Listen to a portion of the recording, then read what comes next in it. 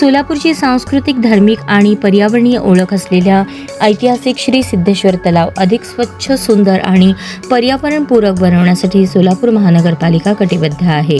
राज्य सरोवर संवर्धन योजनेअंतर्गत तलावाच्या संवर्धन आणि सुशोभीकरणाच्या अनुषंगाने क्रांतीज्योती सावित्रीबाई फुले सभागृह येथे महापौर विनायकदादा कोंडल यांच्या अध्यक्षतेखाली एक महत्त्वपूर्ण बैठक संपन्न झाली.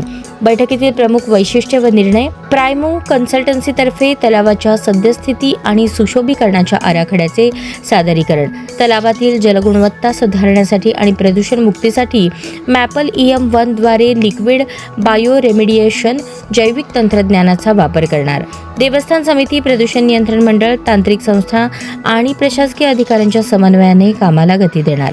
सर्व संबंधित विभाग, तज्ज्ञ संस्था आणि नागरिकांच्या सहकार्याने सिद्धेश्वर तलाव अधिक स्वच्छ, सुंदर आणि पर्यावरण बनवण्यासाठी प्रभावी उपाययोजना राबवण्यात येतील, असे महापौर विनायकदादा कोंडल यांनी सांगितले. यावेळी उपमहापौर ज्ञानेश्वरी देवकर, सभागृह नेते नरेंद्र काळे, स्थायी समिती सभापती रंजिताताई चाकोते, आयुक्त डॉक्टर सचिन ओंबासे, देवस्थान समितीचे अध्यक्ष धर्मराज काडादी, मनपाचे संबंधित विभागाचे अधिकारी व पर्यावरण तज्ज्ञ उपस्थित होते.